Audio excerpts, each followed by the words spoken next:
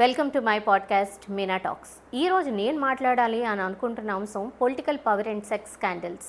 ఎందుకు ఈ అంశం అంటే ఒకవైపు ఎన్నికల హోరు, మరోవైపు సెక్స్ స్కాండల్స్ వార్తలు. అవును, ప్రజ్వల్ రేవణ్ణ గురించి మాట్లాడాలని అనుకుంటున్నాను.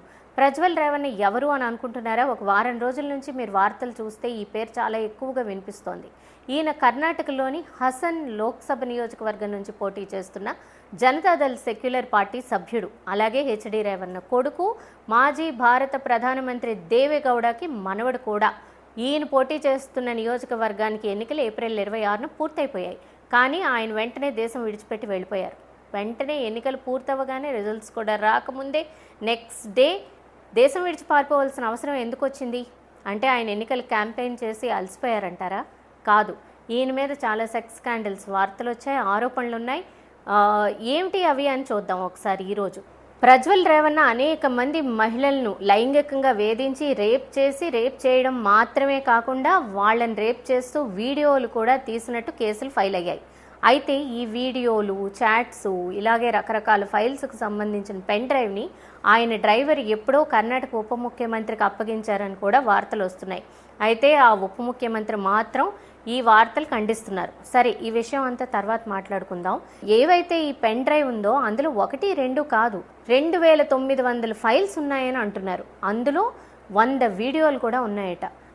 ఈయన బాధలకి గురైన బాధితుల్లో, లైంగిక వేధింపులకు గురైన బాధితుల్లో ప్రభుత్వ ఉద్యోగులు ఉన్నారు, యాంకర్లు ఉన్నారు, మోడల్స్ ఉన్నారు, పనివాళ్ళు ఉన్నారు, ఆఖరికి మైనర్ బాలికలు కూడా ఉన్నారట. అన్నింటికంటే దౌర్భాగ్యకరమైన విషయం ఏంటంటే ఆయన రేప్ చేయడంతో పాటు వాళ్ళని వీడియో తీసి ఇతని మొహం మాత్రం కనబడకుండా చాలా జాగ్రత్తగా ఉంటూ వాళ్ళ మొహాలను మాత్రం తీసి వాళ్ళని ఎప్పటికప్పుడు బ్లాక్మెయిల్ చేస్తూ వచ్చారని అక్కడ పంచాయతీ మెంబర్ కూడా, ఆయన బాధితుల్లో ఒకరు, ఆవిడ కూడా ముందుకొచ్చి ఇప్పుడు కంప్లైంట్ ఫైల్ చేశారు. ఎంత బాధాకరమైన విషయం ఏంటంటే ఆ వీడియోల్ని తన దగ్గర పెట్టుకుని, నేను ఈ వీడియోలు మీరెవరితోనైనా చెప్తే, ఈ విషయం లీక్ చేస్తే ఈ వీడియోల్ని నేను సోషల్ మీడియాలో పబ్లిష్ చేస్తాను, మీకు పొలిటికల్ కెరియర్ కానీ లేదా ఏ విధమైన కెరియర్ లేకుండా చేస్తాను, మీ కుటుంబాలని నాశనం చేస్తాను, ఇలాంటి బెదిరింపులు కూడా చేసినట్టు కొంతమంది బాధితులు చెబుతున్నారు. అంటే ఇతని సైకలాజికల్ పర్వర్టెడ్ కండిషన్ కనిపిస్తోంది ఇక్కడ. అంటే తన దగ్గర పవర్ ఉంది, తన దగ్గర టెక్నాలజీ ఉంది, డబ్బులు ఉన్నాయి కాబట్టి ఎవరినైనా కంట్రోల్ చేయొచ్చు, ఏ తప్పు చేసైనా అని అనుకున్నాడా ఆ అబ్బాయి. అయితే ప్రస్తుతానికి ఈ కేసు విచారించే బాధ్యతను కర్ణాటక కాంగ్రెస్ ప్రభుత్వం స్పెషల్ ఇన్వెస్టిగేషన్ టీం సిట్కి అప్పగించింది. ఇక్కడ చాలా ప్రశ్నలు వినిపిస్తున్నాయి.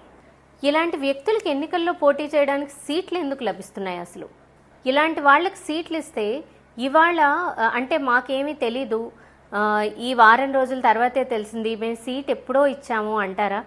కాదు, ఈ విషయం ఇప్పుడు ఈరోజు, ఇవాళ, నిన్న, వారం రోజుల క్రితమో బయటకు వచ్చిన విషయం కాదు. జూన్ 2023లోనే ప్రజ్వల్ రేవణ్ణ తనపై ఎటువంటి యాక్షన్స్ తీసుకోవద్దని, మీడియా తనకు సంబంధించిన వీడియోలు ఎక్కడ సర్క్యులేట్ చేయొద్దని కర్ణాటక సివిల్ కోర్టు నుంచి ఒక గ్యాగ్ ఆర్డర్ తెచ్చుకున్నారు. ఆ వీడియోలు మార్ఫ్ చేసినవి అని చెప్తూ. ఇలాంటి గ్యాగ్ ఆర్డర్లు కర్ణాటకలో చాలామంది రాజకీయ నాయకులు తెచ్చుకున్నారట. అంటే ఇది జూన్ 2023లోనే బయటకు వచ్చింది. అంతకన్నా ముందే కూడా చాలామంది స్థానికులకు తెలిసి ఉండొచ్చు అని కొంతమంది రిపోర్టర్స్ అంటున్నారు. కానీ అప్పుడే తెలిస్తే మరి కాంగ్రెస్ ప్రభుత్వం ఏం చేస్తోంది? కానీ కాంగ్రెస్ ఉప ముఖ్యమంత్రి మాత్రం నాకు తెలీదు, ఈ విషయం పెన్ డ్రైవ్ నాకేమీ అందలేదు అని ఆయన అంటున్నారు. కానీ హసన్ నియోజకవర్గంలో ఎన్నికలకు ఒక 2 రోజుల ముందే ఈ వీడియోల్ని రకరకాలుగా కాపీలు చేసి సర్క్యులేట్ చేశారట. కానీ బాధాకరమైన విషయం ఏంటంటే ఆ వీడియోలు సర్క్యులేట్ చేసినప్పుడు ఆ బాధితుల మొహాల్ని కవర్ చేయడానికి ఎవ్వరూ ప్రయత్నించలేదు. అది రాజకీయ ప్రయోజనాల కోసమే ఆలోచించారు, కానీ అందులో బాధితుల గురించి మాత్రం ఎవరూ ఆలోచించడం లేదు. నిజంగా ఆ వీడియోలు సర్క్యులేట్ అయ్యి ఉంటే డిజిటల్ వీడియోస్ ఎక్కడికైనా రీచ్ అవ్వడానికి అవి ఎక్కడికైనా రీచ్ అవ్వచ్చు. బాధితులు మళ్ళీ బయటికి వెళ్ళి పనులు చేసుకోగలరా, జీవించగలరా, వాళ్ళ పిల్లలకు వెళ్ళొచ్చు, ఫ్యామిలీస్కి వెళ్ళొచ్చు, ఫ్రెండ్స్కి వెళ్ళొచ్చు. ఎంత అవమానకరమైన విషయం అండి ఇది. అంటే మనం సర్క్యులేట్ చేస్తున్నప్పుడు మనం ఏమి ఎథిక్స్ ఫాలో అవ్వటం లేదా? ఒకవేళ అది జరిగితే, అలాంటి వీడియోలు ఉన్నాయని తెలిస్తే మొదట చేయాల్సిన పని ఏంటి? సర్క్యులేషన్ కన్నా ముందు రాజకీయ ప్రయోజనాలా, లేకపోతే నిజంగా ఒక క్రిమినల్ని పట్టుకోవడమా, లేకపోతే ముందు కంప్లైంట్ ఫైల్ చేయడమా? ఏమిటి ఆలోచించాలి. ఇది కేవలం ఒక్క నేరం చేసిన వాళ్ళు మాత్రమే కాదు, సర్క్యులేట్ చేసిన వాళ్ళు కూడా నేరం చేసినట్లే. ఎందుకంటే దాని గురించి కూడా అసలు మొదటిది ఎవరు సర్క్యులేట్ చేశారు, ఇన్ని కాపీలు ఎలా అయ్యాయి, ఇవన్నీ ఏంటి అన్నది కూడా సిట్ ఇన్వెస్టిగేట్ చేయాలి. ఎందుకంటే ఇది ఆ మహిళలు అసలు జీవితంలో మళ్ళీ జీవితాంతం డిప్రెషన్కి గురయ్యి, లేకపోతే అసలు వాళ్ళ జీవితాలు ఏమవుతాయో కూడా అసలు ఊహించడానికే భయంగా ఉంది. ఎందుకంటే అవి చూసిన వాళ్ళు రేపొద్దున మార్కెట్కి వెళ్ళొచ్చు, ఉద్యోగానికి వెళ్ళొచ్చు, పనులకు వెళ్ళొచ్చు, పనులు ఇవ్వకపోవచ్చు. చాలామంది మహిళలకి ఇన్సెక్యూరిటీ ఉంటుంది.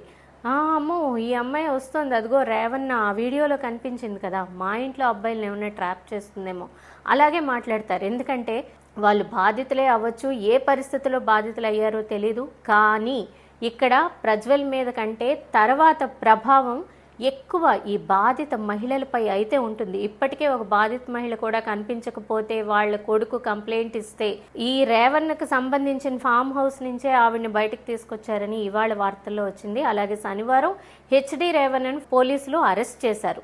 ఆఖరికి అన్ని వైపుల నుంచి ఒత్తిడి రావడంతో జనతాదళ్ సెక్యులర్ కూడా ప్రజ్వల్ని పార్టీ నుంచి సస్పెండ్ చేసింది. ఇవన్నీ ఎంతవరకు, ఈ సస్పెన్షన్స్ ఎన్ని రోజులు ఉంటాయి, ఇవన్నీ పొలిటికల్గా కెరియర్కి సంబంధించినవి. కానీ ఈ అమ్మాయిల విషయం అయితే మాత్రం వాళ్ళ జీవితానికి సంబంధించింది. సరే చెప్పొచ్చు, జూన్లో మాకేమీ తెలియలేదు, ఆయన గ్యాగ్ ఆర్డర్ తెచ్చుకున్నారు, అప్పుడు మా దృష్టికి రాలేదు, మా దగ్గర ఏమీ ప్రూఫ్స్ లేవు అని చెప్పొచ్చు. కానీ దేవరాజ్ గౌడ అనే వ్యక్తి, ఆయన బీజేపీ పార్టీకి ఎమ్మెల్యే అభ్యర్థిగా ఈ ప్రజ్వల్ తండ్రి హెచ్డి రేవన్నకు వ్యతిరేకంగా బీజేపీ పార్టీ తరపు నుంచి అసెంబ్లీ ఎన్నికలైనప్పుడు కర్ణాటకలో లాస్ట్ ఇయర్ ఆయన పోటీ చేశారు. అయితే ఆయన బీజేపీ జాతీయ నాయకత్వానికి ఒక లెటర్ రాశారు. ప్రజ్వల్ మీద చాలా ఆరోపణలు ఉన్నాయి, అతనికి టికెట్ ఇవ్వద్దు అంటూ. అయితే నాయకత్వం వినలేదు.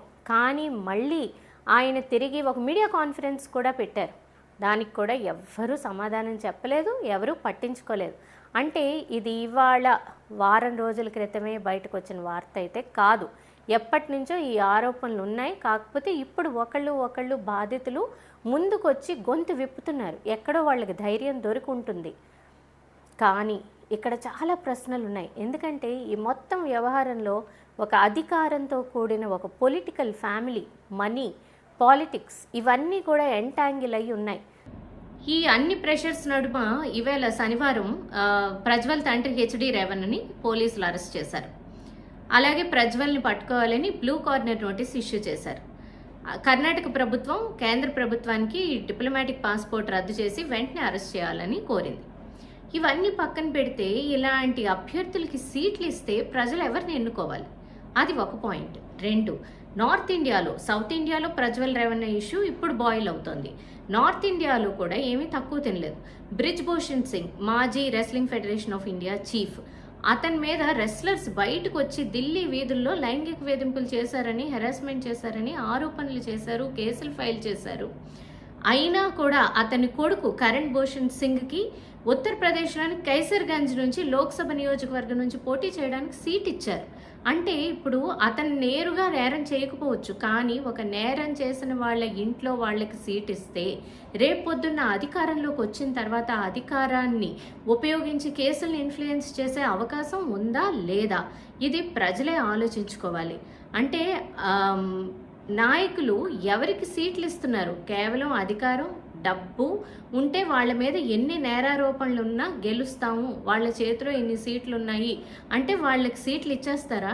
ఇది ప్రజలు ఆలోచించుకోవాల్సిన విషయం. అలాగే మాకు ఓటు వేయండి అని అడుగుతున్నారు కదా నాయకుల్ని ప్రశ్నించాల్సిన విషయం.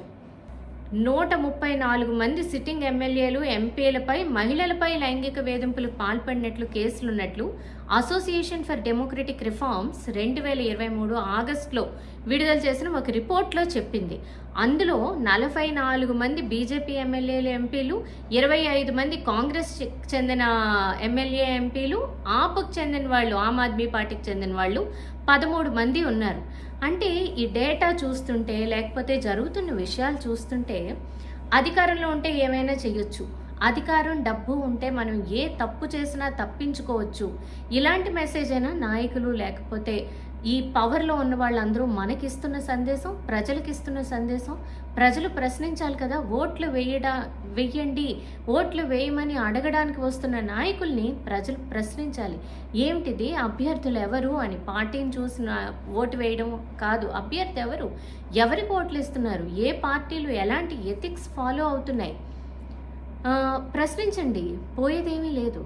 ఇంకొకటి ఏమిటంటే, మహిళలపై లైంగిక వేధింపుల కేసుల్లో చాలాసార్లు ఆ మహిళలే ఏదో తప్పు చేశారు, వీళ్ళే ఏదో ట్రాప్ చేశారు, ఇలా లేదా అంగీకారపూర్వకంగా షూట్ చేసిన వీడియోస్, అంగీకారపూర్వకంగా వీడియోస్ షూట్ చేయడం ఏంటండి, అది కూడా ఒకళ్ళ, ఇద్దరా, ముగ్గురా, నలుగురా, ఏమిటి ఇంతమంది?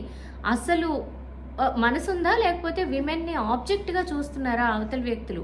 ఇలా మహిళలపై వేధింపులు కానీ రేప్ కానీ చేసేవాళ్ళు అది మనిషి అనుకుంటున్నారా, మనసున్న మనిషి అనుకుంటున్నారా, లేకపోతే ఒక శరీరం, ఒక ఆబ్జెక్ట్ అనుకుంటున్నారా?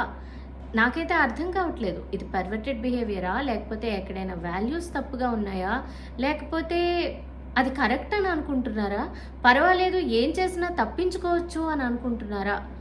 కానీ ఇవన్నీ ప్రశ్నలు. కానీ ప్రశ్నించండి, ప్రశ్నిద్దాం, పోయేదేమీ లేదు కదా.